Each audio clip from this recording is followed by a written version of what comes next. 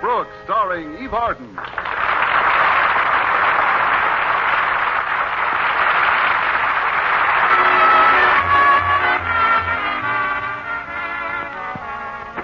The life of an average school teacher tends to run along a fairly smooth and even path. But if that teacher's name is Constance Brooks and she teaches English at Madison High School, that path is apt to be not quite so smooth and even. Somehow, while most girls go through life attracting boys, I go through it attracting accidents. Wednesday, as I was leaving Clay City High after a visit with a friend, I hit the jackpot of all accidents. I was walking toward the elevator, my mind off in space, when a few seconds later, so was I. I had stepped into an open elevator shaft. The next thing I knew, I was hanging by my fingertips.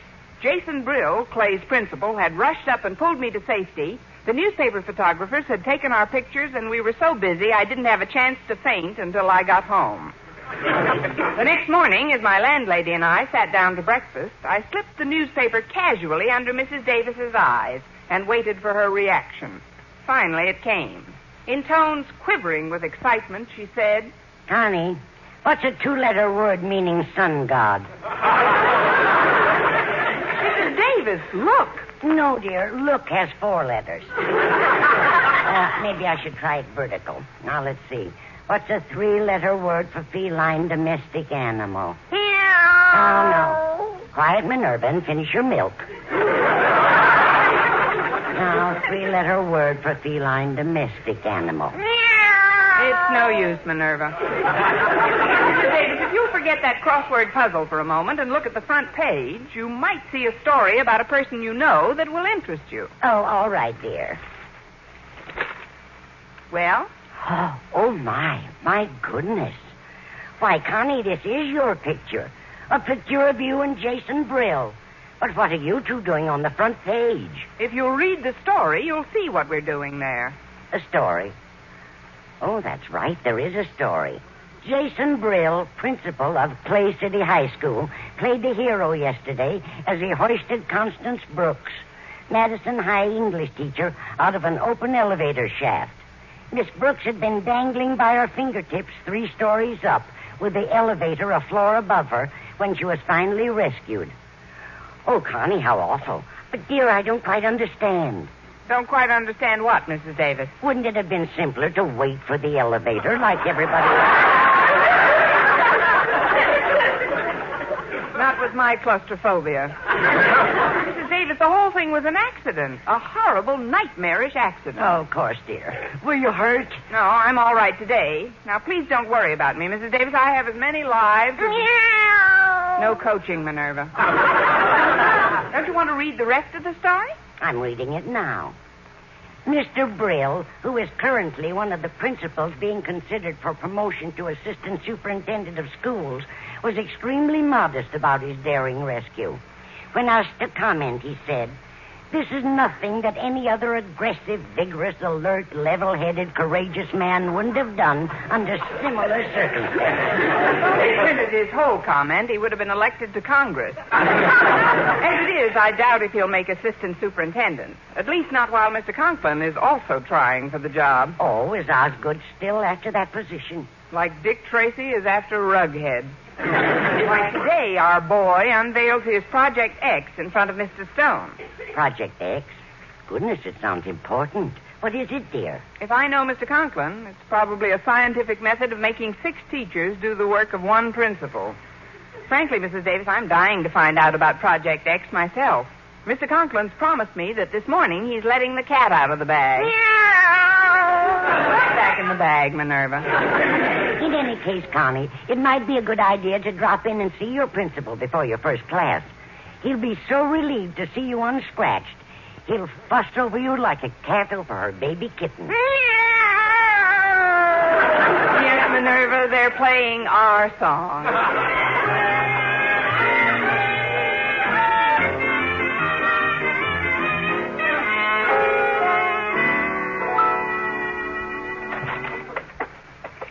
Well, here I am, Mr. Conklin, in perfect health, none the worse for wear, not a scratch on me, and ready to start the day's work with a brave smile. So don't you worry one bit. Sit down, you traitor. Huh? Mr. Conklin, didn't you read the story about me in the morning paper? 7 times. Miss Brooks, you knew I was in a life-and-death struggle with Jason Brill for assistant superintendent. You knew that making him a hero would practically ruin my chances. For lo, these many years, you have been enjoying all of your accidents right here at Madison. And now, when I need you most, why did you have to take your business elsewhere? It was rather thoughtless of me, sir. And I was so confident that when I unveiled my Project X before Mr. Stone at 3 this afternoon, it would dwarf all of Brill's recent projects. But now, with his hero story... Is this your Project X, sir? This desk microphone and the instrument panel with push buttons? Yes. It's an amplifying system. Sitting right here in my office, I can press buttons and hear what's going on in any classroom or hallway. I can check on my teachers and students at any time. The Board of Education was delighted when I suggested they try out the system at Madison. Would you show me how it works, sir?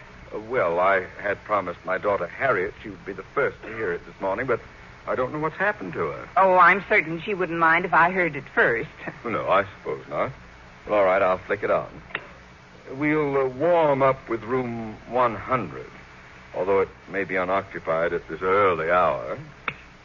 Oh, come on, Harriet. Just one little kiss. No, Walter. Daddy wouldn't like it. Who wants to kiss him? Please, Harriet. One teensy-weensy little kiss.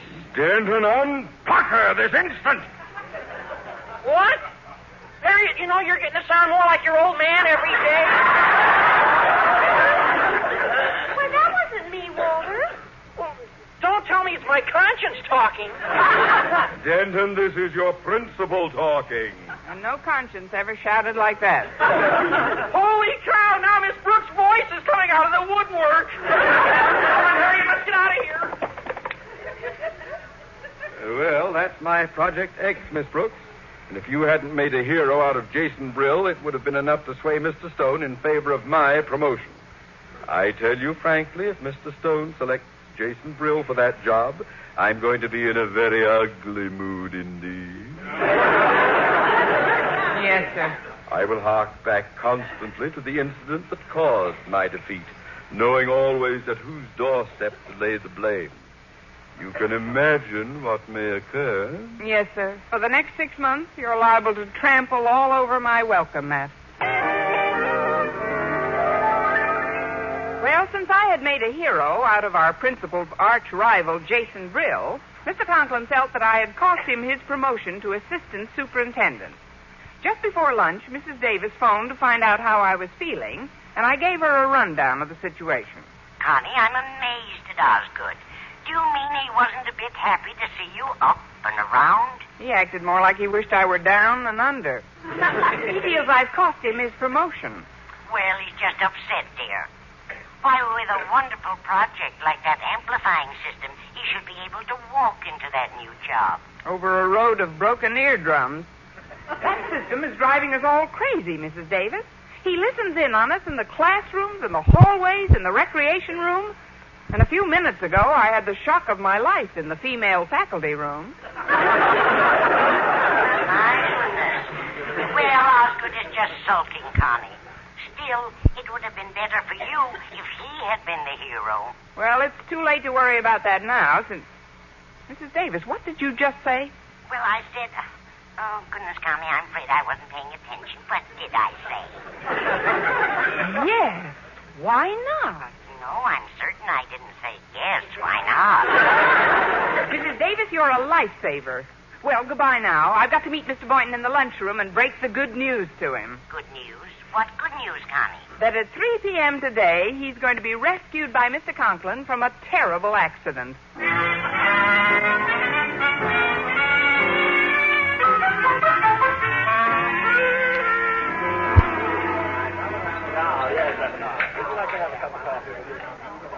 Say, that pie was better than they usually make down here.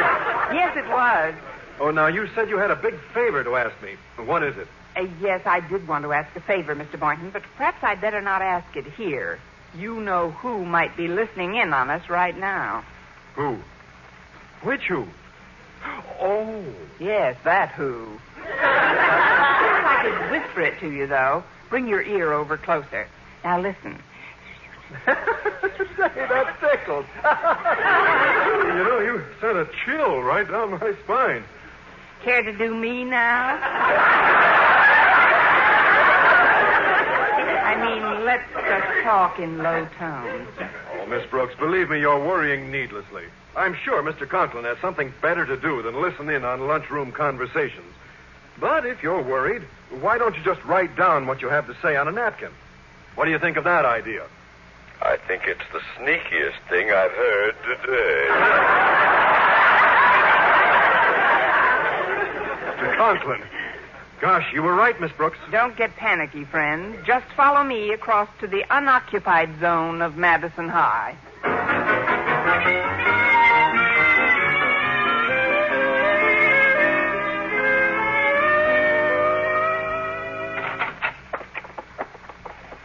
We'll be perfectly safe from him here in the boiler room, Mr. Boynton. There isn't a wire in the place, see?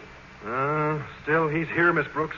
I can feel it in my bones. This room is wired, too. I know he's here. Mr. Boynton, look. I'll prove to you once and for all that Mr. Conklin has no wires down here. Here's a paper bag on the floor. I'll blow it up and explode it near the ceiling. Watch.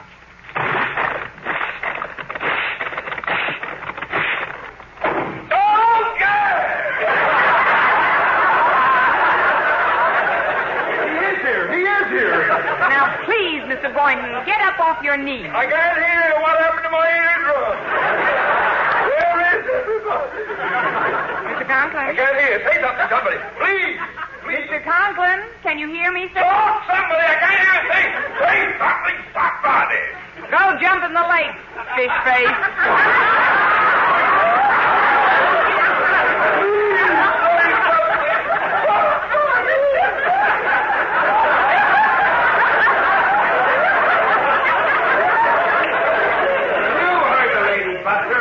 Take a flying leap for yourself, meathead.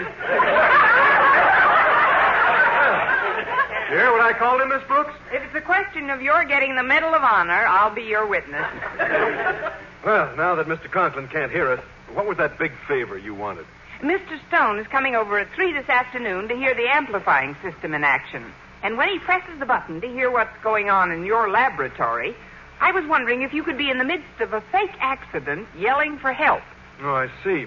You mean if I have this fake accident and Mr. Conklin saves me, Mr. Stone may pick him for that promotion and we'll be rid of him and his amplifying system. You ain't just burning your Bunsen, Boynton. That's right, I mean. Now, just in case Mr. Conklin has regained his hearing, let's go outside and talk over the details. Oh, all right, Miss Brooks. Follow me. This back door leads to the athletic field, and I'm sure that no one... Your father will never hear us here in the boiler room, Harriet. Not a chance. Believe me. But are you sure, Walter? Well, just to play it absolutely safe, I'll test. Ah, come on, Harriet. Give me a kiss. Just one little kiss. Yeah, it's okay, Harriet. If he'd heard me, his bark would have exploded the boiler room by this time. Now, what do you think of my plan? Well, making a hero of Daddy in front of Mr. Stone sounds pretty fantastic to me. Fantastic? What's fantastic about it? It's simple. When Mr. Stone tries out the sound system and contacts the boiler room, I pretend the water pipes have exploded and I'm practically drowning. And then Daddy hears you hollering, dashes down, and rescues you, huh? Yeah, that's the idea. Now, that could be... Harriet, I just got a terrible thought. What? If your father ever really thought I was drowning, he'd let me. Well, making a hero of Mr. Conklin in front of Mr. Stone seemed like an ideal way to get him his promotion, particularly if it occurred while he was demonstrating his new amplifying system. However, unknown to each other, Miss Brooks and Walter Denton happened to get the idea at the same time. So as Miss Brooks approached her principal's office that afternoon, she knew nothing of the mix-up. Oh, Miss Brooks, just a moment, please. Oh, why, Mr. Conklin, I was just about to stop in your office on my way home. Can you hear all right now? I can hear all right, but my head feels like the inside of the Holland Tunnel at high noon. However, let's forget the boiler room caper, shall we? Now, listen, I have a favor to ask of you, a big favor. Mr. Stone is in my office at this very moment, and I'm about to demonstrate my amplifying system to him. Oh, I wouldn't worry about getting that promotion anymore, sir. Accidents have a way of happening at the strangest times, making heroes of the strangest people. I have a feeling one may happen very soon. Why, Miss Brooks, how did you find out about the accident I'd planned? You planned an accident? And you will play a key role in it. What are you going to do, push me off the roof? Oh, what a perfectly delightful... Miss Brooks, this accident again involves an open elevator shaft. If you look 10 feet in front of you, the shaft is open. Oh, no, sir, not again. Don't ask me to do it again. My fingertips are all worn out. We've got to act quickly. I've made arrangements with our home economics teacher, Miss Miller, to cling from that open elevator shaft in exactly 2 minutes. At that time or before, you will come into my office screaming for help, and I shall bound to the rescue. Oh, before you go, sir, we'd better synchronize our accident. You see, I have And don't worry about Miss Miller. Even if she does let go, it's only a 4-foot drop, and I have several mattresses underneath to break her fall. But, sir, believe me, it won't be necessary. Do as I say, Miss Brooks. Give me a moment or two with Mr. Stone, and then go into your act. But, Mr. Conklin, Ah, there you are, Conklin. Say, this is quite an efficient-looking acoustical setup you've got here. Oh, thank you, Mr. Stone. Well, it's only natural for a principal whose only concern is his school to want to improve its operation. And as you know, sir, in all my years at this school, my one thought, my one aim has been how I can become assistant how I can better conditions here at Madison. I'm well aware of that, Osgood. But now I'd like to hear this amplifying system in operation, so... Mr. Conklin, come quickly. Something terrible has happened. Miss Miller has fallen down the elevator shaft. She's clinging to the ledge this very minute. What? Fallen down the elevator shaft? Good heavens. Why, Miss Brooks, it happened to you only yesterday. Yes, sir. I must have ushered in the season. Well, what are we standing around for? A human life is in peril. Clear, quick, decisive action is called for. And if there's one thing about Osgood Conklin, he is never one to lose his head in emergencies and turn his... Conklin! Stop filibustering and save her. Oh, yes, sir, yes, at once, yes. This is terrible, Miss Brooks, simply terrible. I think we'd better contact someone to give Conklin a hand. But how could we contact anyone in time for him to do any good, sir? I could try using the amplifying system. I withdraw the question. Exactly. It's only a little after 3. Some teachers must still be in their classrooms. Mr. Boynton usually stays late to work in his lab, doesn't he? Maybe he can lend a hand. Oh, no, sir. I've been trying to borrow one for years. I'm certain he's gone home. Well, nevertheless, there's no harm in trying the biology lab. Now, where is that button? Oh, yeah, here we are. Help! Help, Mr. Conklin! Save me! Please save me! These poison gas fumes are choking me! Help me! Something's happened to Boynton. What's going on down there? Sounds like the deathbed scene from Camille. Save me, Mr. Conklin! A test tube exploded and I'm choking! Please save me, Mr. Conklin! Mr. Conklin's out on call, Mr. Boynton. Will I do? Oh, for quick action, Miss Brooks. The boiler room is the closest place to the biology lab. I'll contact the school custodian. Oh, yes, here's the button. Help! Save me, Mr. Conklin! Oh, the water's up to my neck! Save me! It's getting higher! I'm drowning! Save me, Mr. Conklin! Good grief! That sounds like Walter Denton, and he's drowning? When those water pipes go, they really go. Oh, save me, Mr. Conklin! Save me! Miss Brooks, just why is everyone all over the school calling for Osgood Conklin? Maybe Philip Morris is busy. Sir, I'm sure that's what you heard. What I heard is plenty. It's all beginning to add up, Miss Brooks. Well, maybe if you subtracted those last 2 accidents. Well, I saved Miss Miller. She almost pulled me down into the shaft with her, but I broke her death hold on my ankle and pulled her up by the hair. But it was actually nothing. Nothing at all. I agree with you. Eh? You feel quite the hero, don't you, Conklin? Then suppose you get your rescue squad and save this poor soul. Save me, Mr. Conklin. The poison gas. Gas all over. Save me. Where's Mr. Boynton? I rushed right down. Hold it, Rover boy. We have another customer for you in the boiler room. Probably going down for the third time. Save me, Mr. Conklin. I'm drowning. I'm going down for the 15th time. Okay, so shoot me. But I don't understand. What are they all doing? Miss Brooks, why are they all yelling for me to save them? I don't know, sir, unless they're mistaking you for St. Bernard. Believe me, Mr. Stone, I had no hand in all this. I'm an innocent man.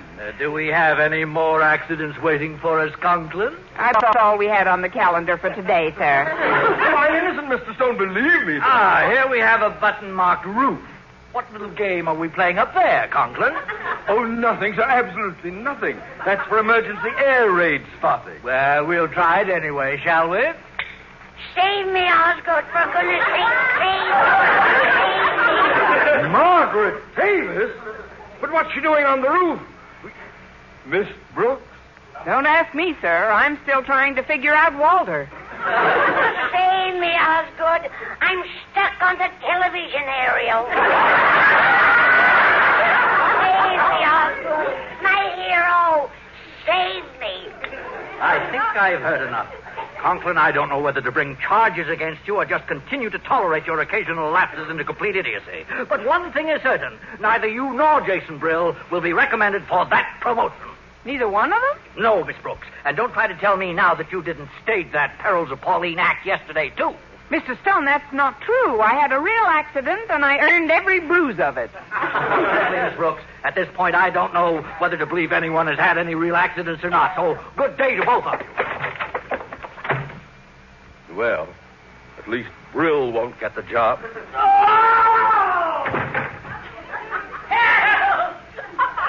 What was that? Oh, it's Mr. Stone, sir. He fell down that open elevator shaft. Now, isn't that a shame?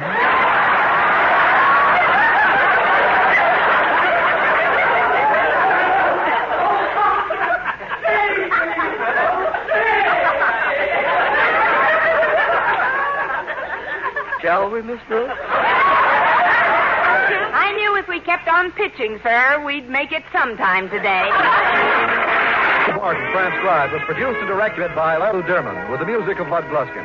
Mr. Conklin was played by... Now, new Creamy Prom, the first and only permanent with homogenized waving cream. And White Rain, the rainwater soft lotion shampoo that leaves your hair sunshine bright, present Our Miss Brooks, starring Eve Arden.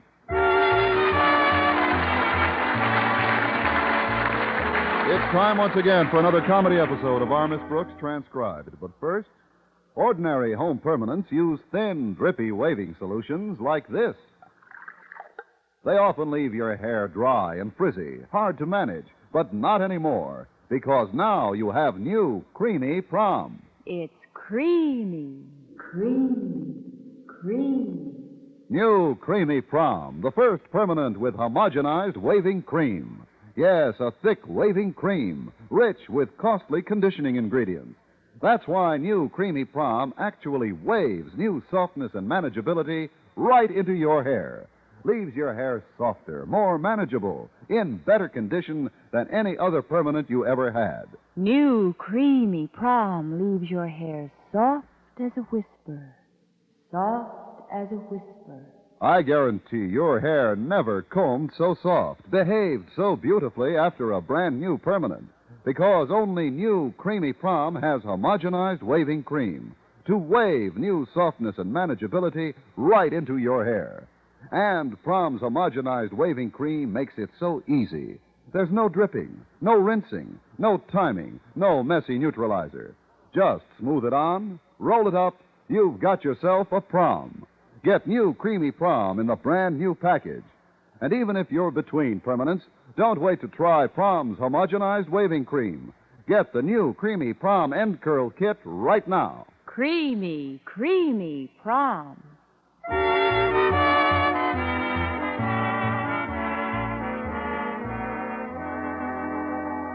Well, many of the nation's schools commence a new semester on Monday, and Madison High School, where our Miss Brooks teaches English, is one of them. Although the others usually dispense with classes on the last day or two of the old term, Madison did not. No, indeed. Our beloved principal, Osgood Conklin, saw to that. In fact, he was quite chagrined when a cloudburst last Friday kept almost all of the student body at home. Even members of the faculty didn't get down, except a handful of teachers, me. Since Mr. Conklin didn't show up until quite late, I took it upon myself to dismiss the few soaked pupils who were floating around the halls. Saturday morning at breakfast, I discussed the situation with my landlady. And what did Mr. Conklin say when you told him you'd canceled school for the day, Connie? He didn't say a word, Mrs. Davis, until he came down off the ceiling. Then he accused me of usurping his function as principal and throwing a monkey wrench into his plan for getting the jump on the other schools. What sort of a plan did he have, dear? Well, he felt that the schedule should be revised and the classes assigned before the first day of the new semester. Hence, we have all been invited to appear at school today. But this is Saturday. Mr. Conklin hasn't the authority to make anybody come to school. He doesn't make anybody come. He's put it on a voluntary basis. For both the student body and the faculty, it's strictly optional. Really? Of course. Come or die. Oh, that's probably Walter Denton. He's giving me a lift down to school. Come in, Walter. It certainly is nice of Walter to call for you this morning. Yes, it is, considering that I made it quite clear to him that his driving me was strictly optional. Really? Of course. Be here or flunk. Hiya, Mrs. Davis. Oh, hi, Walter. And to you, most revered and admired of all local educators, I bow deeply from the waist. Thank you, and get your head out of the milk pitcher. I'll go fix a nice plate of bacon and eggs for you, Walter. Well, this is great. Oh, what better way to start off the day than a resounding second breakfast with my favorite school teacher? For a kid who's going to school on Saturday, you're pretty chipper, Walter. Oh, that's where you're wrong, Miss Brooks. I'm not going to school today. None of the students are. We held a mass meeting last night and decided that the only course to pursue was open rebellion. What? The issues are clear, Miss Brooks. And even though we all recognize this for the tyranny it is a short-lived tyranny. Our spokesman, elected unanimously at last night's meeting, will see to that. Spokesman? Whom did you elect? Let me be the first to congratulate you. Well, now, what more logical choice to slay the tyrant? Now, wait a second, Walter. I'm in enough hot water now for canceling school yesterday. Well, that was different. It was an emergency. Plus which, nobody was there anyway. But don't worry about it now. We can plan our campaign on the way down to school. I thought you said you weren't going. Well, of course I'm going. I'm in charge of the picket line. As one of the organizers of this rebellion, it's up to me to see that the protest meeting this morning goes off without a flaw.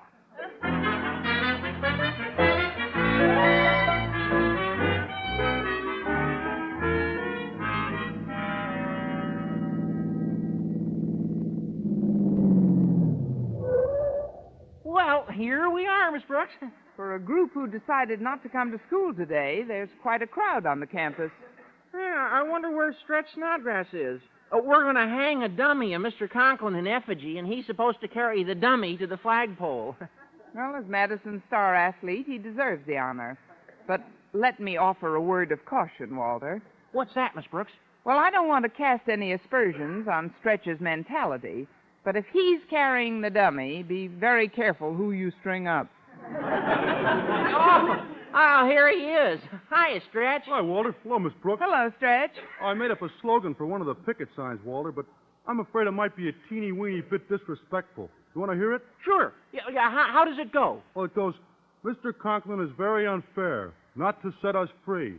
He's got crazy mixed-up bats in his own belfry. Oh, I don't think a slogan like that's too disrespectful to you, Miss Brooks. Not if you want to finish your education in another part of the state. Oh, the real fun will come later, Miss Brooks. We're going to hang Mr. Conklin in a figgy. In a what? In a figgy. Well, he fit in the figgy.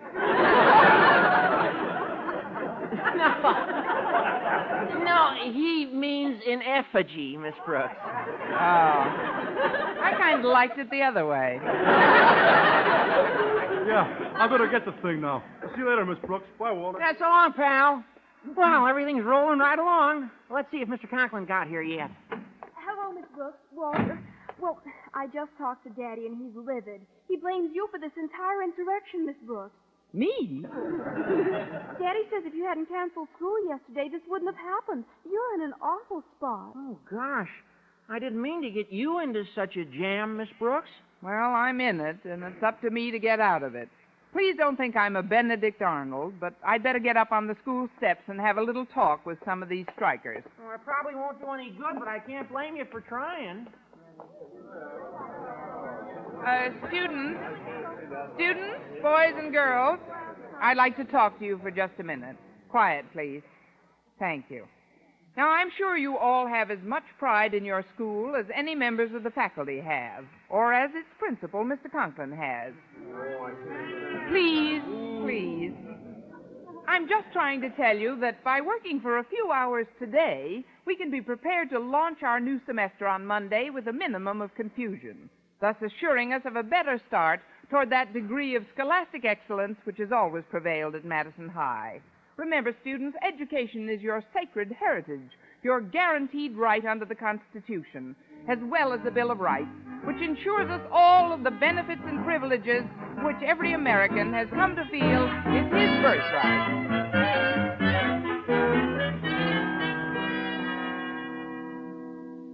And so, Miss Brooks, I hold you personally responsible for the fact that these malcontents are not in their classrooms yet. But, Mr. Conklin, I tried to get... Excuse me. This is Osgood Conklin's office. Mr. Conklin himself speaking. Hello, Conklin. This is Mr. Stone at the Board of Education. Oh, hello, Mr. Stone. How's every I've little... not time for chit-chat. A rather disturbing rumor has reached me to the effect that you've summoned your student body to school today. My student body? You realize, of course, that such an action on your part without sanction from the board would constitute a breach of authority that could lead to your immediate dismissal. Oh, yes, of course. Now, I can't for the life of me imagine where these ridiculous rumors begin. Why, I'm here all alone, not another soul in the office. Bless you. Shut up. Oh, I'm sorry, sir. My cat has a cold.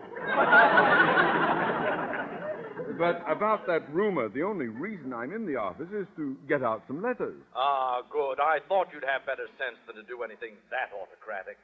Oh, by the way, Osgood, I'll be in your neighborhood in a little while. Perhaps I'll drop in to discuss some board matters with you. Fine, Mr. Stone. That'll be just grand. I look forward to seeing you. Very well. Goodbye, Osgood. Goodbye, Mr. Stone. Well, Miss Brooks, sometimes everything happens for the best. Because of you, no child has set foot in this building as yet. Is that right? Well, I guess not, Mr. Conklin, but if you wait I'll a little be frank while... with you, Miss Brooks. If they had come in, it could have meant my dismissal. I don't understand Mr. Stone's attitude, but, well, go out to your youthful charges and inform them that there is no school today. Oh, that's fine, Mr. Conklin. You did it, Miss Brooks. I didn't think you could do it, but you did it. What are you talking about, Denton? Oh, she was wonderful, Mr. Conklin. Miss Brooks made a speech a few minutes ago that'll go down in Madison's history.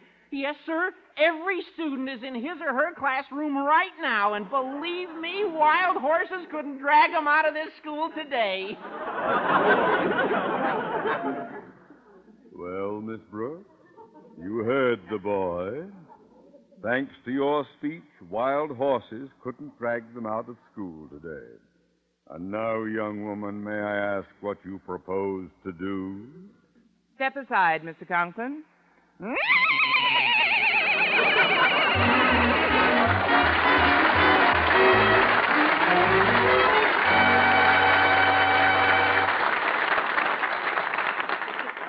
White rain, white rain. The familiar White Rain song that sings of rainwater soft shampooing and hair that is sunshine bright. You know, there's a reason why White Rain is so special. Because White Rain is a gentle, rich lotion shampoo. So gentle, it's like washing your hair in softest rainwater. White Rain gives you rainwater soft suds, rich and refreshing. White Rain gives you quick, clean, rainwater clean rinsing. And White Rain always leaves your hair soft as a cloud, easy to manage, sparkling with natural highlights. Find out for yourself. Try White Rain today. Remember, for hair bright as sunshine, look for the blue carton with a white umbrella on it. Get White Rain Lotion Shampoo. White rain, use new White Rain shampoo tonight, and tomorrow your hair will be sunshine bright. White rain.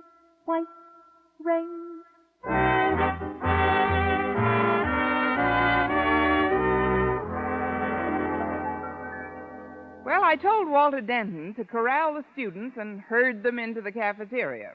While I was waiting for them to assemble, I corralled Mr. Boynton and herded him into a corner table. Over a cup of coffee, I told him of Mr. Conklin's dilemma. As usual, Mr. Boynton was extremely sympathetic. So you see, if these kids don't go home at once, Mr. Conklin can get in big trouble with the board. Well, that's his worry. He should have known better than to ask students to come to school on Saturday, let alone the faculty. I wish he would let alone the faculty. But we're in it now, at least I am, up to our necks, at least my neck. Fine English teacher. No, I don't like to see you distressed about it. Well, I got most of the kids in, Miss Brooks. Oh, hi, Mr. Boynton. Well, hello, Walter. I'll hold this chair for you, Miss Brooks. Go ahead. Get up on it and make your speech. Thanks, Walter. Students, attention, please. I've called you here for some very good news. You don't have to stay in school today. But, Miss Brooks, after your speech this morning, we want to stay. Oh, don't you believe it. This, after all, is Saturday, a holiday. One to which you are not only entitled by law, but which is guaranteed to you by the Constitution, by the Bill of Rights, and every other document so carefully prepared to safeguard the interests of you, the future leaders of a great nation.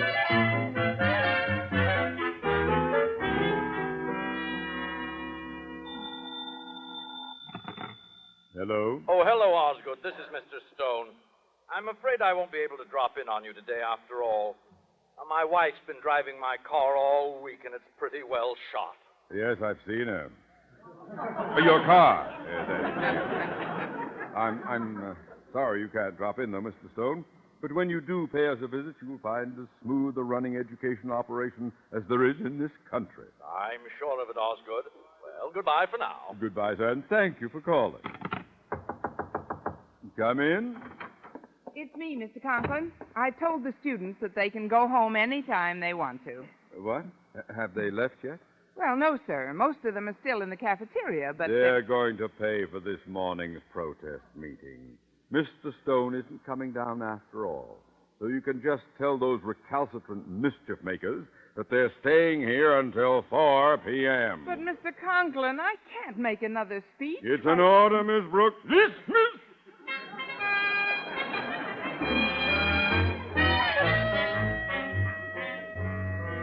And so, by working for a few hours today, we can be assured of a better start toward that degree of scholastic excellence which has always prevailed at Madison High. Remember, students, education is your sacred heritage, your guaranteed right under the Constitution, as well as the Bill of Rights, which ensures us all the benefits and privileges which every American has come to feel is his birthright.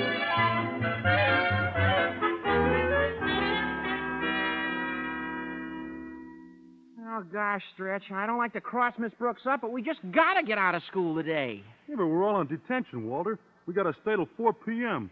What makes me mad, we didn't even get to burn Mr. Conklin in a figgy.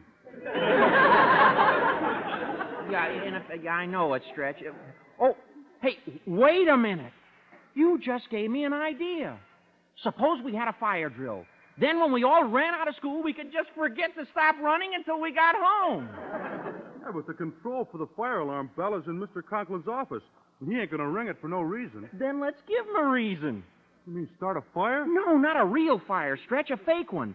We can get some dry ice in the cafeteria kitchen and drop it in a bucket of water. Ooh, that makes the most beautiful smoke you ever saw. And then we just fan it under old Marblehead's door until it fills his office. And then he comes out of his door and hits us with the bucket. No, he doesn't. We removed the screws from his doorknob from the outside. Then when he tries to open the door, the knob comes away in his hand, and Conklin falls right on his conch. Boy, you should get a scholarship.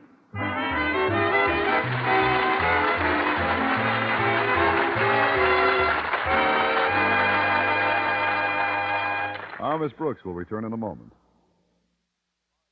You can send a minute of truth behind the Iron Curtain with the truth dollars you give to Crusade for Freedom. 70 million inhabitants of the Iron Curtain countries, Poland, Czechoslovakia, Hungary, Romania, Bulgaria, are being attacked with a daily assault of communist propaganda. We can arm these captive peoples with the most vital and effective instrument of opposition, truth. For only truth can combat the daily falsehoods that undermine the instinct for liberty and sow the seeds of fear. The daily broadcasts of Radio Free Europe are beamed more than 20 hours a day through the Iron Curtain to bring the truth to captive countries. These messages are reinforced by the Free Europe press that circulates news to satellite nations by means of balloons, dropping millions of miniature newspapers in populated areas. You can communicate your friendship, sympathy, and moral support to the people struggling under the Soviet yoke. Fight communism in its own backyard by sending your truth dollars to Crusade for Freedom, care of your local postmaster.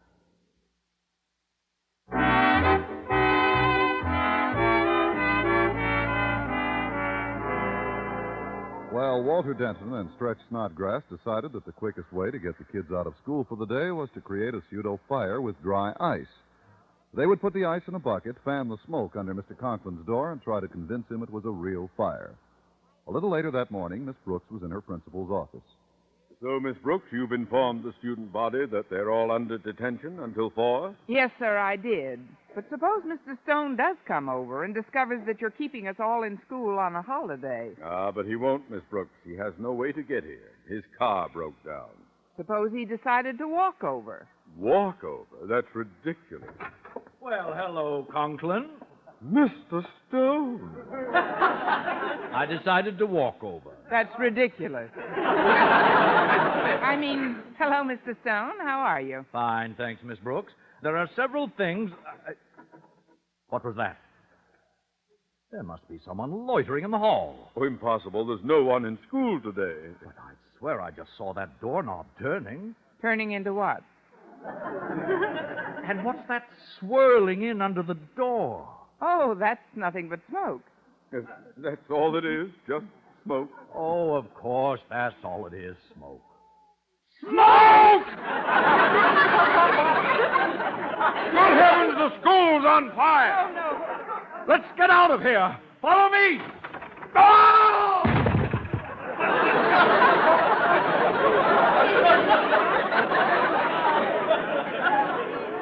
Why, the doorknob came away in his hand. Here, let me help you up, Mr. Stone. Mr. Stone, he fell on the back of his head. He's unconscious. Well, quick, Miss Brooks, crawl through the window and run round and open the door from the outside. I'll try to revive Mr. Stone. Yes, sir. The smoke's getting pretty thick in here. I can hardly see you, Miss Brooks. I can't see you at all, Mr. Conklin. I never could.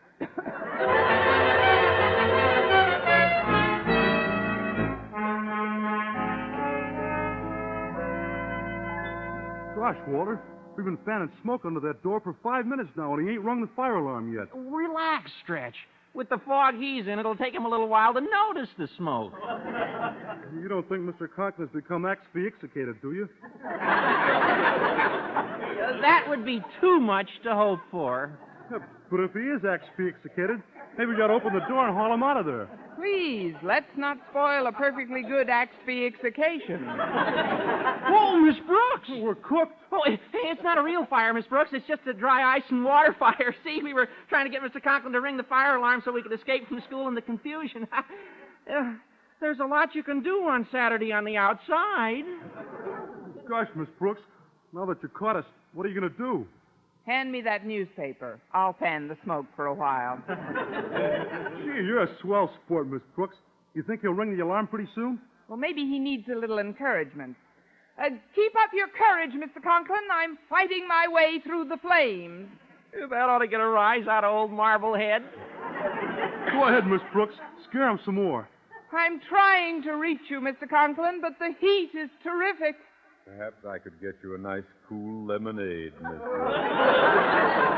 Oh, not right now, thanks. I've got to keep fanning this dry ice until... Mr. Conklin! Now, Miss Brooks, if you're quite finished fighting your way through the blaze. Oh, you got here in the nick of time, Mr. Conklin. I just put the fire out. Yeah, me too. Well, I better be getting back to my classroom now. Yeah, me too. Stand where you are, you culprits. Why, Mr. Conklin, you should thank these boys for what they've done. Thank them? Certainly. When Walter and Stretch realized the trouble you'd get into with Mr. Stone, they took this means of detaining him until the students cleared out. Sure. As long as Mr. Stone is locked in there, you're safe. Hand me that newspaper. I'll fan the smoke for a while. Here you are, Mr. Conklin. Pour some more water on that dry ice snodgrass. You, Denton, see that all the classrooms are emptied and report back to me. Yes, sir. I'll clear them out and nothing flat. Mr. Stone will have to get up pretty early in the morning to outsmart old Marblehead. Osgood Conklin. Mr. Conklin, you're not getting enough smoke under the door. Oh, well, this newspaper's too flexible. Get me something firmer to fan the smoke with. Perhaps you'd like to use my hat, Conklin. Oh, thank you, Mr. Stone. That should work much better than this. Thank you, Mr. Stone! Conklin, I will discuss this matter with you privately in your office. But Mr. Stone... Follow me, sir. Oh, now swing away in his hand again. Mr. Stone, say something. He's unconscious, Miss Brooks. What do I do now? In an emergency like this, there's only one thing to do. Run, do not walk, to the nearest employment agency.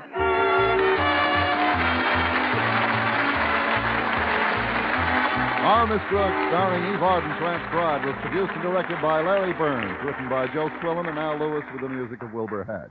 Mr. Conklin was played by Gail Gordon. Others in tonight's cast were Jane Morgan, Dick Crenna, Bob Rockwell, Ann Whitfield, Leonard Smith, and Joseph Kearns.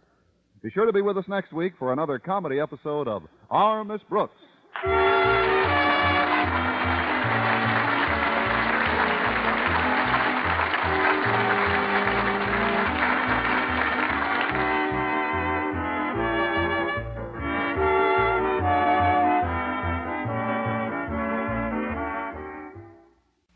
Now, new Creamy Prom, the first and only permanent with homogenized waving cream. And Deep Magic, new facial cleansing lotion that cleans your skin deep, deep down where beauty begins. Present Our Miss Brooks, starring Eve Arden.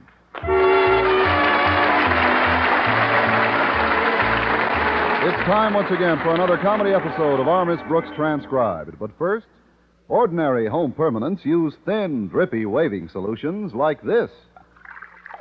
They often leave your hair dry and frizzy, hard to manage, but not anymore, because now you have new Creamy Prom. It's creamy, creamy, creamy. New Creamy Prom, the first permanent with homogenized waving cream. Yes, a thick waving cream, rich with costly conditioning ingredients. That's why new Creamy Prom actually waves new softness and manageability right into your hair. Leaves your hair softer, more manageable, in better condition than any other permanent you ever had. New Creamy Prom leaves your hair soft as a whisper. Soft as a whisper. I guarantee your hair never combed so soft, behaved so beautifully after a brand new permanent. Because only new Creamy Prom has homogenized waving cream to wave new softness and manageability right into your hair. And Prom's homogenized waving cream makes it so easy. There's no dripping, no rinsing, no timing, no messy neutralizer. Just smooth it on, roll it up, you've got yourself a Prom. Get new Creamy Prom in the brand new package. And even if you're between permanents, don't wait to try Prom's homogenized waving cream. Get the new Creamy Prom End Curl Kit right now. Creamy, creamy Prom.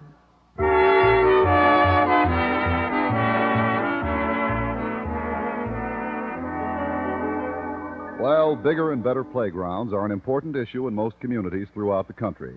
Madison High School, where our Miss Brooks teaches English, recently volunteered to help its local Chamber of Commerce collect funds for this worthy cause. That's why our beloved principal, Osgood Conklin, called us into his office early Friday morning. Us consisted of Mr. Boynton and myself as faculty advisors, Walter Denton, the student who runs the school paper, and Harriet Conklin, the student who runs Walter Denton. As soon as we were all seated, Mr. Conklin addressed us. We are here to discuss a project which is near and dear to my heart. Children's playgrounds in this community. I'm sure I cannot overemphasize the importance of the little ones in our present-day civilization. Hey, we got enough little ones. What the Chamber of Commerce wants is some big playgrounds. If that was intended as a witticism, Denton, it missed the mark. Oh, I don't know. I thought it had a certain amount of... Quiet, Miss Brooks. To help raise money for this worthy project, we are holding a charity auction in our gym at 4 o'clock this afternoon. However, due to a very poor publicity campaign handled by Denton, not very many people know about it. What I want from you all now are suggestions to stimulate public interest in our auction and bring out a big crowd of bidders. Perhaps we could take some spot announcements on the radio. Yes, that would reach a lot of people. Miss Brooks, have you any idea what a 30-second spot announcement costs? Well, we don't have to buy 30 seconds. We could take about 5 and say something quick, like, today auction, Madison High School. But, Miss Brooks, that sounds as if we're auctioning off the school. Is that bad? I mean, if the object is just to lure people over to Any see what... feasible suggestions? I have an idea, Mr. Conklin. Undoubtedly. How about you, Harriet? Can you think of anything? I think we should mimeograph some handbills and pass them out door to door during lunch period. A lot of us kids could take different neighborhoods and really plaster the town. Excellent, Harriet. Yes, indeed. This town hasn't been plastered in years. I really think the handbills will do the trick, Daddy. So do I, Harriet. Mr. Boynton, do you concur? Too infrequently. I'd like to discuss something now that we all seem to have overlooked, Mr. Conklin. Namely, if our auction is to be a success, we lack one fairly important item. What's that? Something to auction off. A very cogent observation. However, the members of the student body were asked to bring their parents' donations to school this morning and leave them just outside the classrooms. You, Miss Brooks, will be in charge of augmenting these donations. Me? But, Mr. Conklin, I've got other things to do which now will take tell most the of my... truth, Miss Brooks. Is there anything as important as raising money for children's playgrounds? Yes, sir. Raising children for the playground. You hear that, Mr. Boynton? When are you gonna... Quiet, Walter. Look, Mr. Conklin, I want to help in this campaign. And you're going to? Say, I know where we might be able to get some more merchandise for the auction. From Mr. Jessup. He's a pretty good friend of my dad's. Oh, you mean J.D. Jessup, the big real estate man? Yes, sir. He's the biggest philanthropist in this part of the country. Contributes to everything and anything. Oh, he's a natural-born sucker for a worthwhile cause. Charmingly put, Walter. And do get in touch with Mr. Sucker. Jessup. Now, Mr. Boynton, you will see to it that the auction tables are set up in the gym. Yes, sir. You, Miss Brooks, with the assistance of my daughter, will inspect the merchandise outside the classrooms and jot down the approximate value of each object prior to the auction. But, Mr. Conklin, why do I have to go through all that? Because in addition to obtaining more material for this affair, I have also decided to put you in charge of auctioning it off. Meeting's adjourned. Oh, but, sir, I said meeting's adjourned. Good day, all. Bye, Daddy. Golly, that's quite an honor Daddy conferred on you, Miss Brooks. Just think, you're head auctioneer. Yes, and we both know whose head I'd like to auction off first.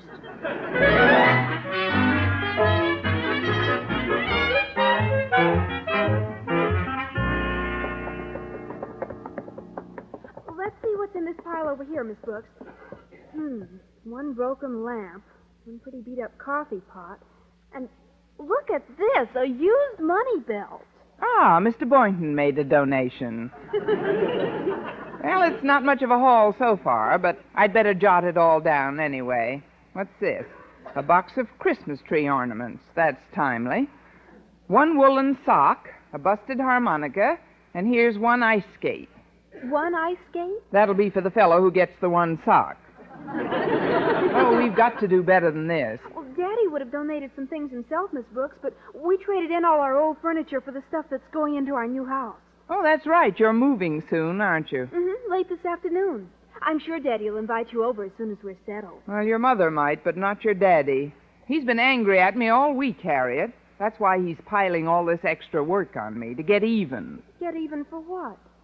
A slight accident that occurred in his office on Monday. He asked me to cut the price tag off a new umbrella he'd bought. And? Well, I took a scissors and went after it. Unfortunately, my hand slipped and I cut a nick in the material of the umbrella. How big a nick? 2 yards.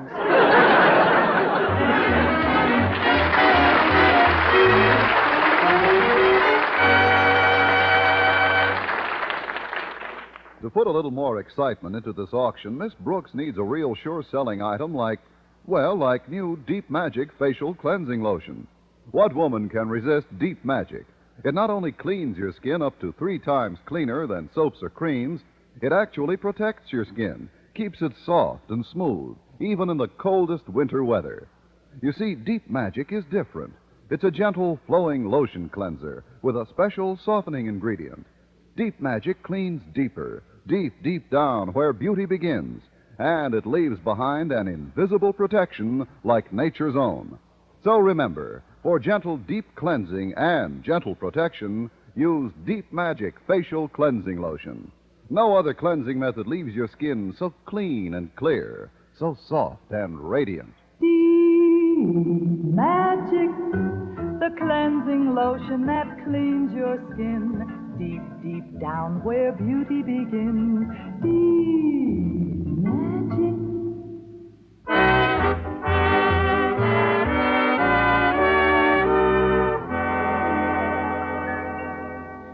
Well, what with rounding up additional donations for the charity bazaar and doing a little teaching on the side, I had quite a busy morning.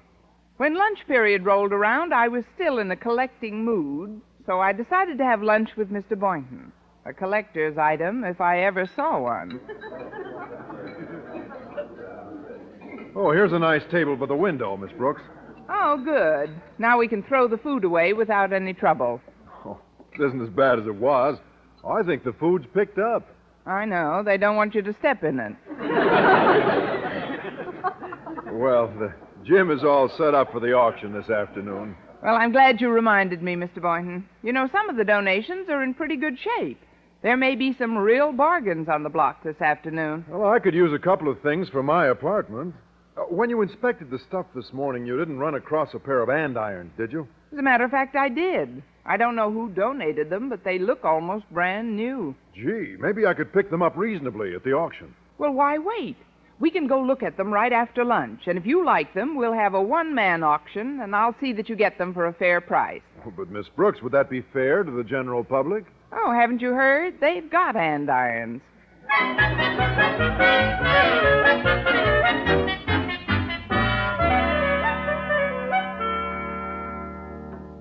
Have you seen Stretch Snodgrass anywhere, Harriet? No, Daddy, I haven't. I told that dummy to bring lunch to my office 20 minutes ago. Please, Daddy, that's no way to talk about Madison's star athlete. He may be a star athlete, but it's his brain that needs the exercise. Calm down, Daddy. I'm going into the cafeteria now, and I'll see what's keeping him. Oh, before I go, Daddy, I just talked to Mother on the phone, and she told me all the living room furniture has been delivered to the new house. She says she just knows you're going to love it. Mother has such wonderful taste, don't you think? Obviously, she married me. One more thing, Daddy. The store made a mistake and delivered our andirons to the school here instead of to the new house. They're right outside your office now. Well, what am I supposed to do with them? Bring them home with you after school. They're awfully pretty, Daddy. Come on, take a look at them. Well, there's nothing better to do while I'm waiting for that dunderhead. Here they are. Aren't they pretty? Well, they're all right, I guess. Mother paid $12 for them. Say, they're pretty. Well, I'd better get into the cafeteria. I'll send Stretch in with your lunch as soon as I find him. See you later, Daddy. Very well, Harriet. I'll be in my office. Why everything has to happen all at once, I'll never know. Of all the days to be moving, this is the most inconvenient. Well, let's see now. Where are those andirons I saw this morning? Oh, are these them? Yes, those are them. These are those. Yep, them's the andirons, all right. How do you like them? Perfect. They're just what I had in mind. Good. Tell you what I'm going to do. Step in a little closer, Bud. What am I offered for these lovely andirons? How about 50 cents? This boy is closer than I thought. I've got 50. Do I hear more? Not from me. Why, I'd give 75 cents for these myself. Well, I'll make it 80. Now you're talking. I've got 80 cents. 80 I've got. Going once for 80, going twice for 80. I'll bid 85 cents. That's the spirit. I've got 85. You're not in this, Mr. Conklin. I'm not? No, sir. Mr. Boynton needs these andirons, and, well, I think 80 cents is a fair price. Oh, so do I, Miss Brooks, considering that I just paid $12 for them. $12? Well, I'm terribly sorry, Mr. Conklin. We didn't know they were yours. That's quite all right, Boynton, but just to be on the safe side, I'll take them with me. Now, I'd better get back into my office before Miss Brooks sells my socks. We just need one. Hi, folks. Hello, Mr. Conklin. I've got your lunch. Well, it's about time, Snodgrass. Come with me. I'm terribly sorry about the andirons, Mr. Conklin. There was so much stuff in the hall, there was no way for me I know. Put everything on my desk, Snodgrass. Yes, sir. Here's your coffee. I put sugar and cream in it, and I'm sure it's just the way you like it. I'm sure it is, except that I ordered tea with lemon. Oh, I'm sorry, Mr. Conklin. I'll change it. Never mind. Where's my sandwich? Oh, here it is. Bacon and tomato on whole wheat, wasn't it? Yes, it was, Stretch, and I suppose that's why you brought me peanut butter on gluten bread. Gosh, Mr. Conklin, I must have got confused. Want me to take it back? No, it's too late now. I'll eat it. But before you leave, I have another errand for you. You could save me a lot of trouble if you would take these andirons over to my new house. The address is 616 Anderson Avenue. Is that clear, Stretch? Oh, yes, sir. You want me to take these, what are they again? Andirons. Oh, yeah. You want me to take these andirons over to your new house at, what was that address again? 616 Anderson Avenue. It's very simple if you associate andirons with Anderson Avenue, you see? Oh, sure. You want me to take these Andersons over to... I'll write out the address. There we are. There. Now then, put it in your pocket and don't lose it. Okay, Mr. Conklin. By the way, Snodgrass, Mrs. Conklin may be out shopping, so just leave the andirons on the front porch. Yes, sir. Hiya, Stretch. Oh, boy, what a deal I just made with Mr. Jessup. Who's he, Walter? He's the big philanthropist. He is? Yeah, he owns real estate all over this town. And he just told me that one of his houses is being torn down in a few days to make room for the new freeway. Oh, that's too bad. No, it isn't. Instead of selling the furniture in it to a second-hand store, Mr. Jessup's donating it to our charity bazaar. He said we could help ourselves to anything we want. Oh, that's good. Now, you've got to do me a favor, Stretch. I have to get some lunch now, and I want you to find Miss Brooks and ask her to make arrangements to have that furniture picked up. The address is 211 Ironside Avenue. 211 Ironside Avenue. Yeah, I wrote it on this slip of paper. Here, I'll put it in your pocket so you don't lose it. Hey, but Walter... I sure appreciate you doing this for me, Stretch. See you later. Hey, wait a minute. Gosh, now he's got everything mixed up. Let's see. Mr. Conklin's new address is on this slip of paper. Where is it?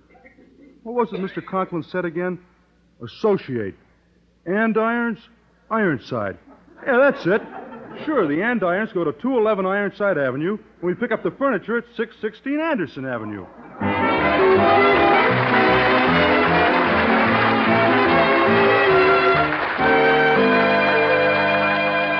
Our Miss Brooks will return in a moment. Any school folks listening? Now, how about your allowance? Wish it'd buy more of the bigger things you want? Well, it can if you save for them. Put part of your allowance away regularly in United States savings stamps. Why, savings as simple as ABC. Just listen. Your savings stamp album. Get one from the person in charge of stamps at your school. Then buy a savings stamp or two for it regularly, every week. Your first bond. Yes, before long, your album will be full, and you can exchange it for a United States savings bond. All your own, to save for the important things ahead. Now, C could stand for your collection of savings bonds. All save for those bigger things you've wanted. That bicycle, that good camera, or maybe even your college education. And remember, Series E savings bonds pay back $4 at maturity for every 3. You'll have extra dollars to add to your own. Yes, saving can be simple and fun, too. Sign up for savings at school now. Buy United States savings stamps and bonds.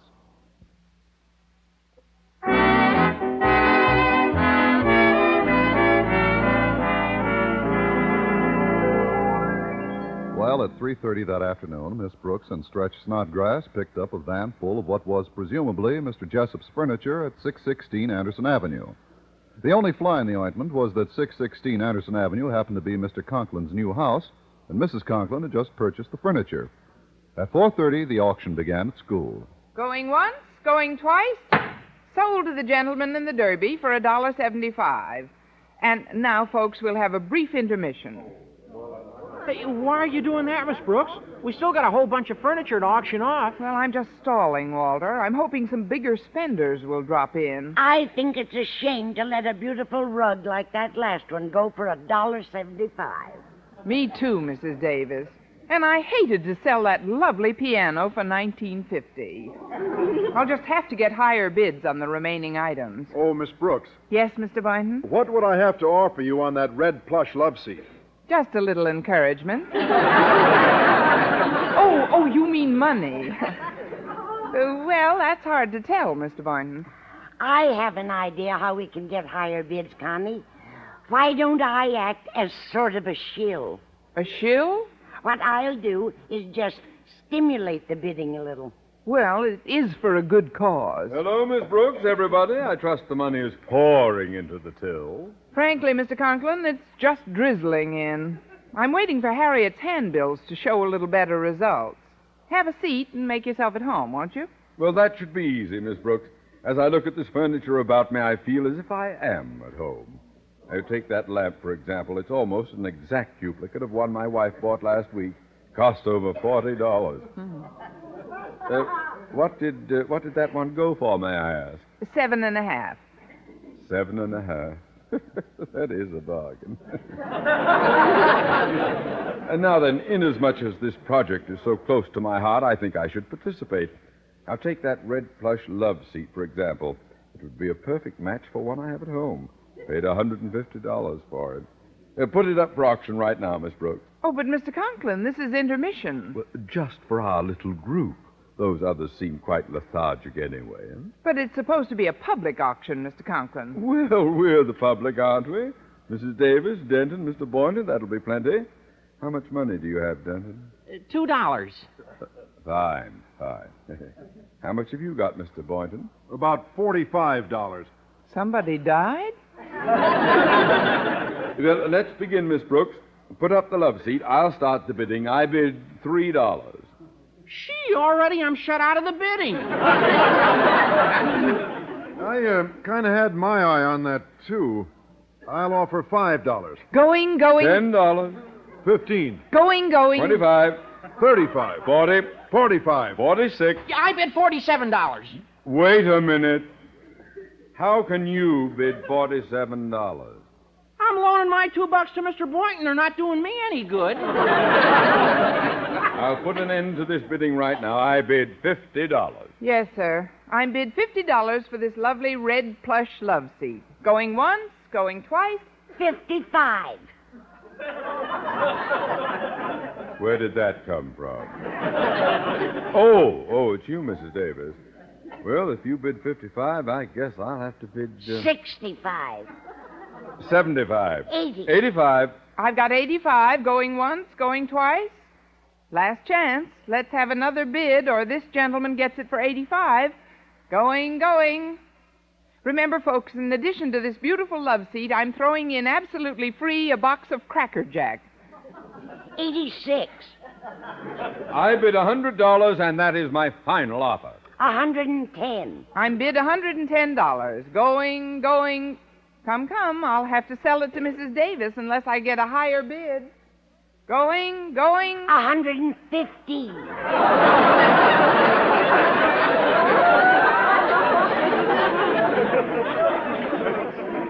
You can't do that, Mrs. Davis. You're bidding against yourself. What's the difference? I'm just a shill. What? I demand that we revert back to my last bid of $100. Sold to Mr. Conklin. Fine. Now, let's see. What else have we here? Oh, there's quite a bit of stuff, sir, thanks to Mr. Jessup's generosity. Why, we practically cleaned out that house of his at 616 Anderson Avenue. Well, Jessup has the true American spirit, the spirit of benevolence and charity, so prevalent throughout this glorious nation. From the rock-bound coast of Maine to the sunny shores of 616 Anderson Avenue! Please, Mr. Conklin. I know you're patriotic, sir, but I've never seen your face turn red, white, and blue before. Miss Brooks, how did you get into that house? Oh, it was easy. Stretch Snodgrass and I just kicked in a few windows. Did you now? Well, Sorry, Mr. Conklin. I got to talk to you right away, Miss Brooks. Well, couldn't it wait, Stretch? I'm rather busy at the moment. Yeah, but I just saw Harriet Conklin and I found out we made a little mistake. That wasn't Mr. Jessup's house we took the furniture out of. It wasn't? Then whose house was it? Shall we dance? Mr. Conklin, it was your house. Well, there's only one way to settle this. Gather round, folks, gather round. What am I bid for me and Stretch Snodgrass?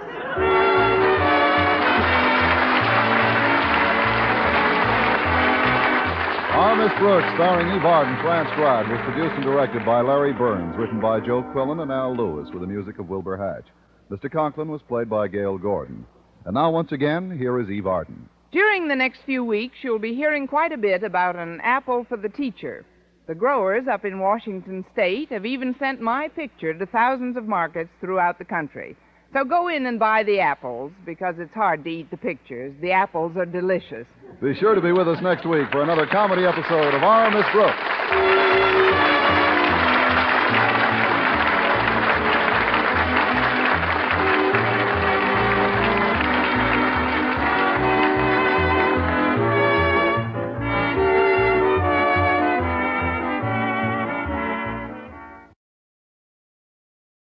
Now, new Creamy Prom, the first and only permanent with homogenized waving cream. And White Rain, the rainwater soft lotion shampoo that leaves your hair sunshine bright, present Our Miss Brooks, starring Eve Arden.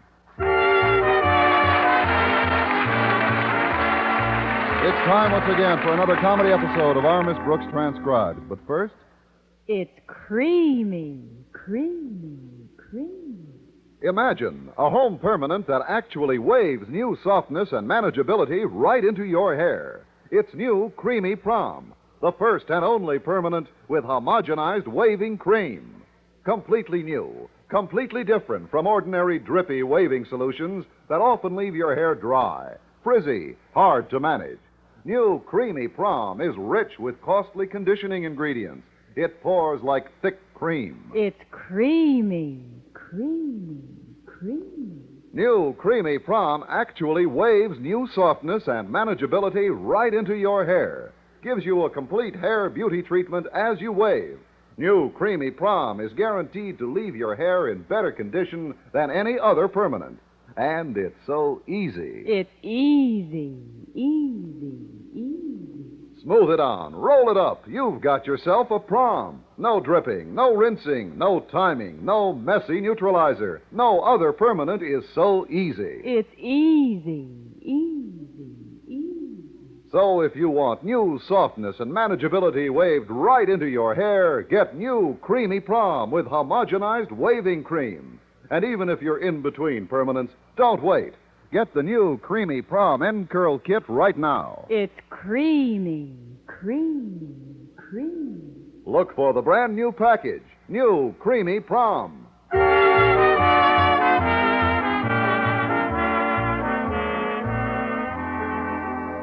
Well, Osgood Conklin, the principal of Madison High, where our Miss Brooks teaches English, has inflicted a number of severe restrictions on his school in the past. Last week, he set up a series of petty offenses for which his students and faculty were to be fined. Of course, these fines were purely voluntary. Yes, like income taxes. I was telling my landlady about his latest injustice last Thursday at breakfast.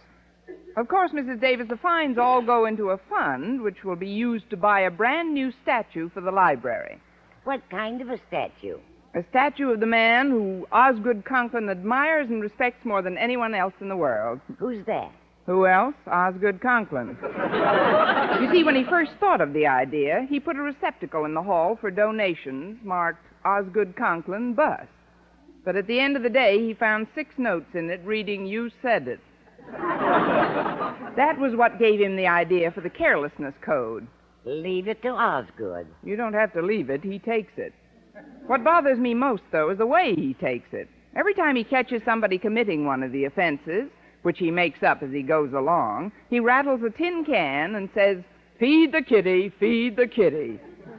Has he caught you yet, Connie? Has he?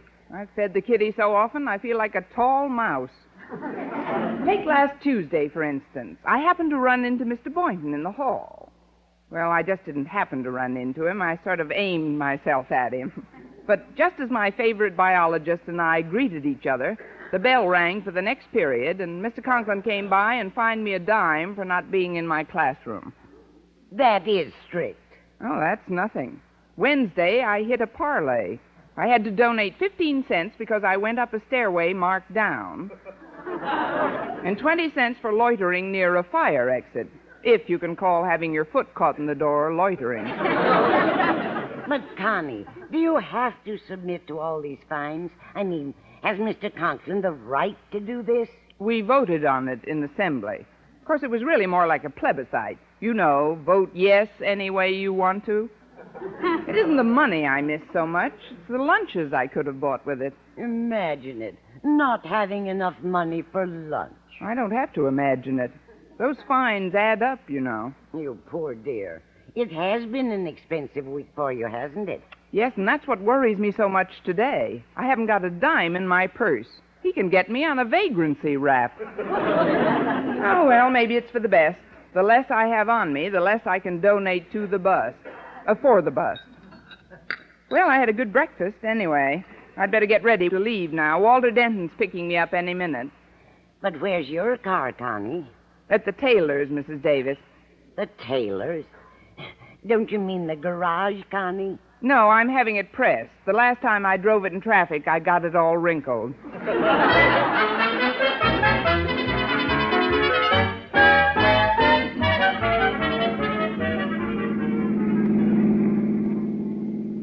I'm glad you called for me promptly today, Walter. The Conklin Code provides a stiff fine for tardiness. Believe me, Miss Brooks, my punctuality was not inspired by purely altruistic motives. I don't like the way things are going at Madison High. This Conklin Code is nothing but medieval tyranny. The entire code's founded on injustice. Miss Brooks, I've talked it over with the other kids at school, and we've appointed you our leader. Me? You are the logical member of the faculty to cross swords with Mr. Conklin. Oh, now, wait a minute, Walter. I've crossed swords with Mr. Conklin often enough to know that all you can get out of it is a bent sword. You can't avoid this responsibility, Miss Brooks. We've got to fight fire with fire. You are the knight we have chosen to slay the dragon.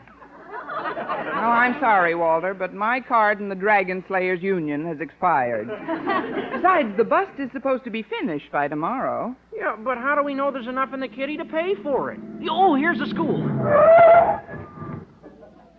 Did I stop too suddenly for you? Oh, not at all. I always like to kiss the windshield goodbye. Oh, before I let you out, I'd like to ask another favor, Miss Brooks. Would you please hold this 40 cents for me? 40 cents? Yeah, it's my lunch money. I don't want to have it on me in case Mr. Conklin finds me for breaking some rule he makes up right after I've broken it. Yeah, just put it in your purse for me, will you? All right, Walter. Added to what I've got in there now, it totals 1 broken watch crystal and 40 cents. Yeah, I'll find a place to park. You go on in, Miss Brooks. All right, Walter. And thanks for the tip.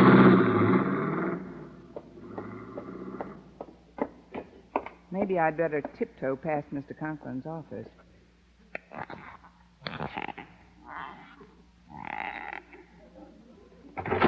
Squeaky shoes, 20 cents.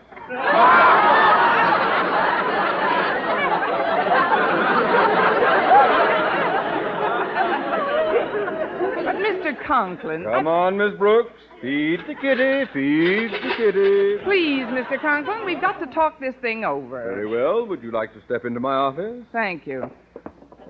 Wouldn't you like to sit down? Yes, I would. I thought you would. That'll be 10 cents for not going straight to your first class. Come on, Miss Brooks. Feed the kitty, feed the kitty. Well, that's what I wanted to talk to you about, Mr. Conklin. Many of the students are getting a little tired of your carelessness code. Oh? Is this insubordination? About a nickel's worth, yes. I'm surprised at you, Miss Brooks. Don't you realize where this money's going? Yes, Mr. Conklin. It's going into a statue. Not just a statue, Miss Brooks. Rather, the statue, which will serve as an inspiration to unborn generations of Madison High students. Then why not let them pay for it? I mean, just where are you going to put this statue, Mr. Conklin? Why, in the school library, of course. On that lovely mahogany pedestal that overlooks the entrance. You mean next to the bust of Julius Caesar? Instead of it, Miss Brooks. Before the Board of Education takes their next inventory, Caesar may meet with an accident. That's possible. He met with one before. No, I mean the statue, Miss Brooks. Who knows? Inadvertently, it might be severely damaged. Why, Mr. Conklin, you're not thinking of... Not out loud, I'm not.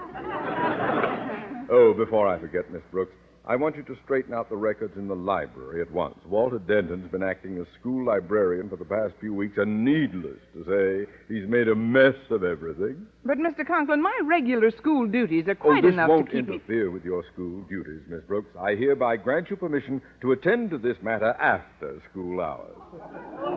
Why, Mr. Conklin, how charming of you. But about this carelessness code... Oh, thanks for reminding me. You owe me 30 cents. Feed the kitty. But I haven't got any money, Mr. Conklin. Please, Miss Brooks, I distinctly heard your purse rattle when you sat down. Oh, well, I might as well add embezzling to my other crimes. Here you are, Mr. Conklin. But, Miss Brooks, I only asked for 30 cents. You put 40 in the kitty. Well, hang on to it, Mr. Conklin. I'll try my best to earn another fine before the day is out.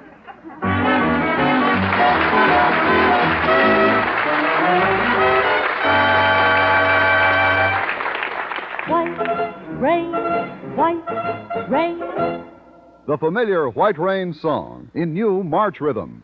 Get in step and march right out and get White Rain shampoo for hair bright as sunshine. White Rain is a gentle, rich lotion shampoo. So gentle it's like washing your hair in softest rainwater. With White Rain, you get wonderful rainwater soft suds, rich and refreshing. With White Rain, you get wonderful rainwater clean rinsing. And that's why White Rain always leaves your hair sparkling with natural highlights, bright as sunshine. So for lovely hair, soft as a cloud, easy to manage, and sunshine bright, march out and get White Rain shampoo. Look for it in the blue carton with a white umbrella on it. Remember, White rain, use new White Rain shampoo tonight, and tomorrow your hair will be sunshine bright. White rain, white rain.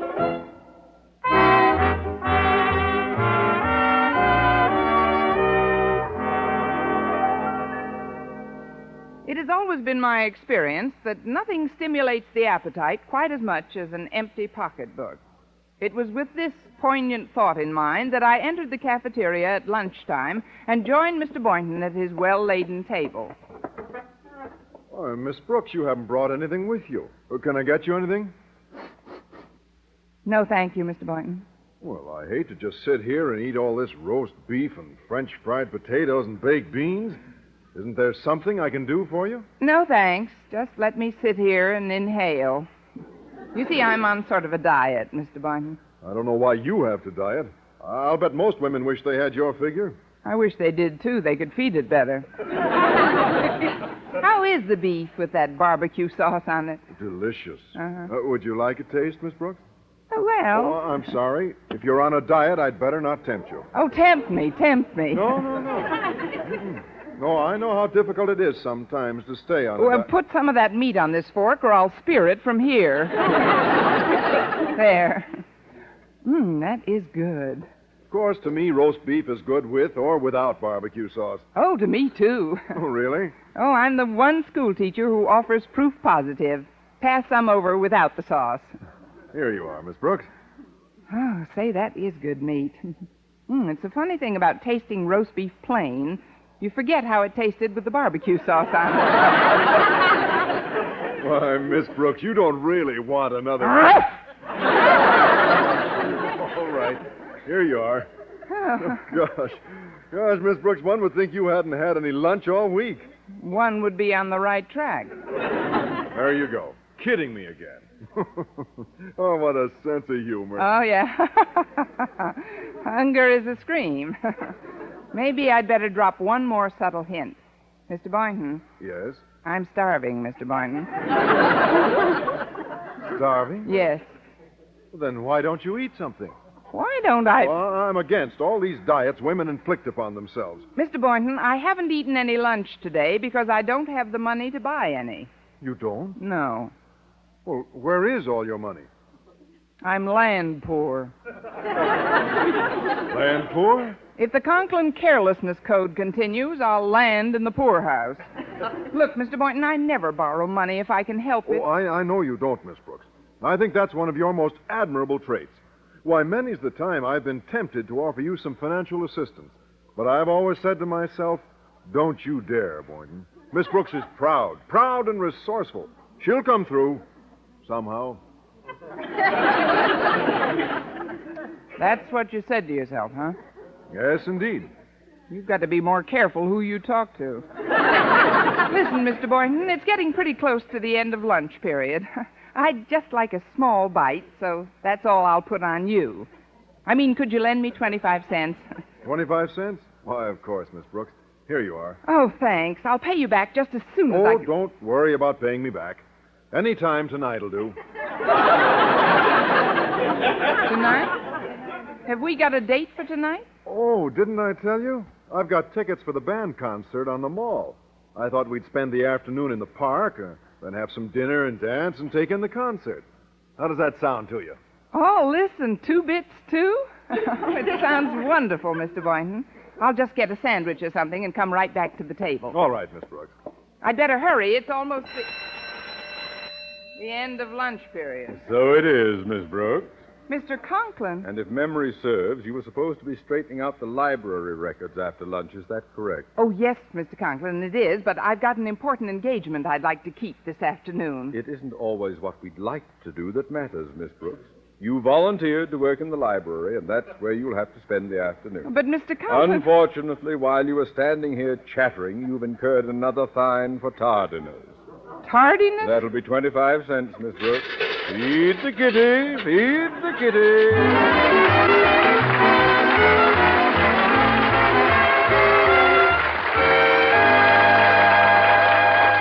Our Miss Brooks will return in a moment. Imagine yourself in prison, locked away from all that makes life worth living, from all news of the outside world as well. Imagine then what it would mean to hear a voice speaking directly to you, telling you you were not forgotten, and how you might possibly find freedom again. Imagining all this, you have some idea what it is like to live in one of the countries behind the Iron Curtain, and then hear the voice of Radio Free Europe. Radio Free Europe broadcasts up to 20 hours of truth a day to the people of Bulgaria, Czechoslovakia, Romania, Hungary, and Poland. And though the communists try desperately to jam the broadcasts, they go through. They go through, bringing the voices of compatriots who have escaped through the Iron Curtain and know exactly the problems that are faced at home, as well as how they can be fought, even with good fortune, overcome. If you would like to join those thousands of private citizens in the United States who make Radio Free Europe possible, send your truth dollars to the Crusade for Freedom, care of your local postmaster.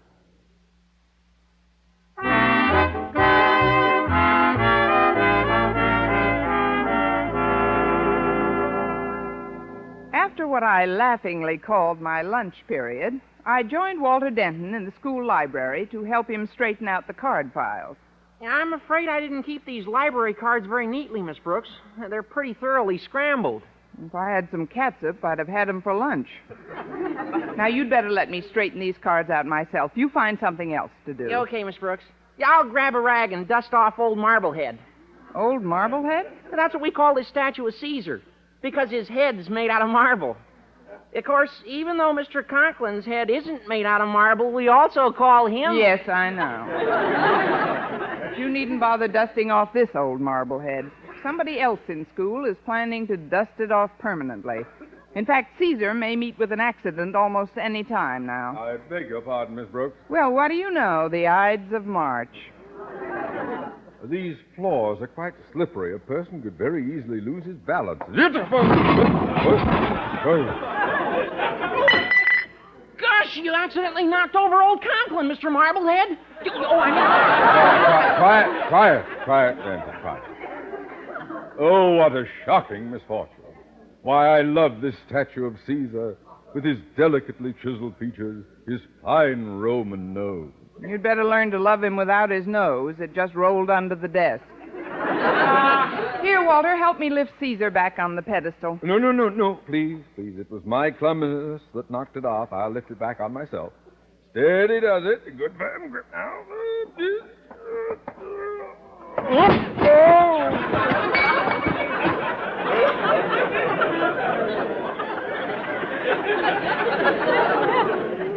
Walter. Yes, Miss Brooks? Set Caesar up in the next alley. Mr. Conklin's got another shot coming. Well, I dropped in to inform you, Miss Brooks, that thanks to your last contribution, my statue has been paid for in full. It will be delivered tomorrow morning and unveiled at noon. I shall want it kept under cover until we... Denton, what are you stuffing into that canvas bag?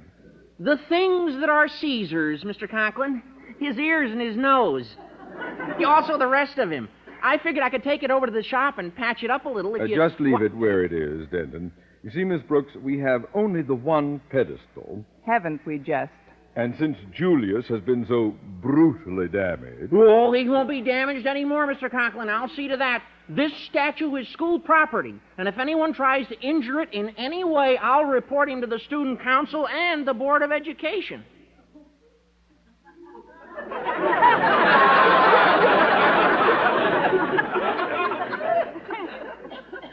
Zealous little beagle, isn't he? Denton, you are dismissed as of right now. Yeah, but Mr. Conklin, shouldn't Go, boy! Yes, sir. Goodbye, Miss Brooks. Goodbye, boy. And now then, Miss Brooks, if you'll excuse me, I'll return in just a little while and personally take care of fixing that statue. Yes, I know you will, Mr. Conklin, but good.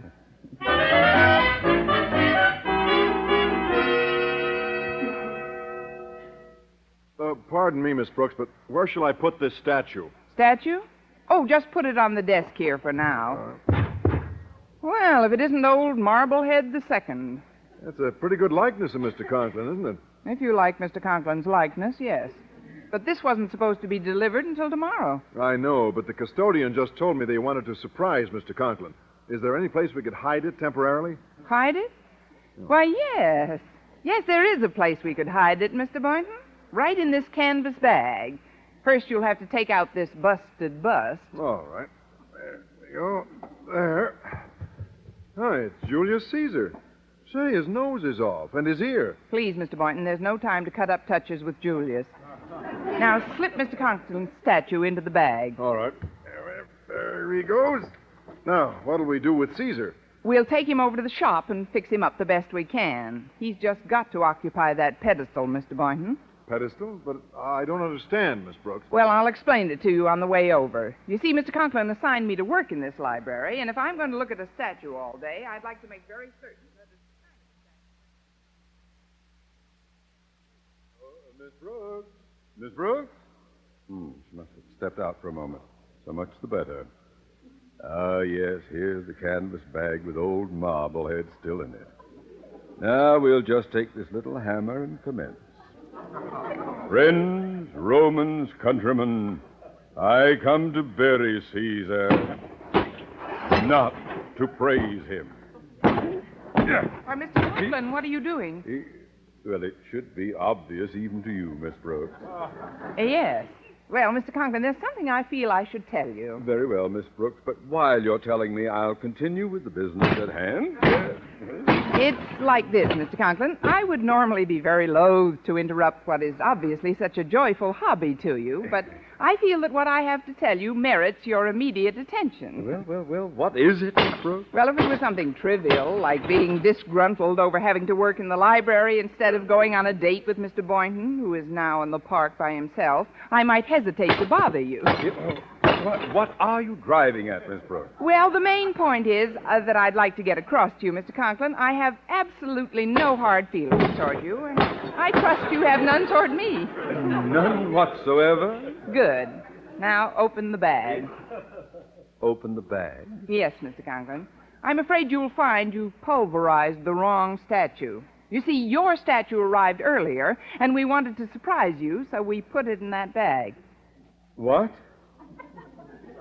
I'm in here? That's right. Caesar's over at the shop getting his nose put back on. But, Miss Brooks, you just stood there. All the time I was hammering, you just... How could you... Why didn't you... You should have... Please, Mr. Conklin, remember your... But what'll I do? What'll I do when the Board of Education comes to take inventory? What will I put on that pedestal? Oh, calm down, Mr. Conklin. I just found out it'll only cost $15 to repair the bust of Caesar. $15? Yes, and I've thought of a delightful way to collect the money. Really? How, Miss Brooks? Feed the kitty, Mr. Conklin. Feed the kitty.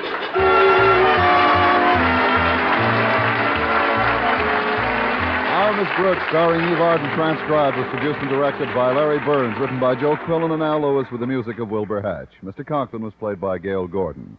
Others in tonight's cast were Jane Morgan, Dick Crenna, and Bob Rockwell. Be sure to be with us next week for another comedy episode of Our Miss Brooks.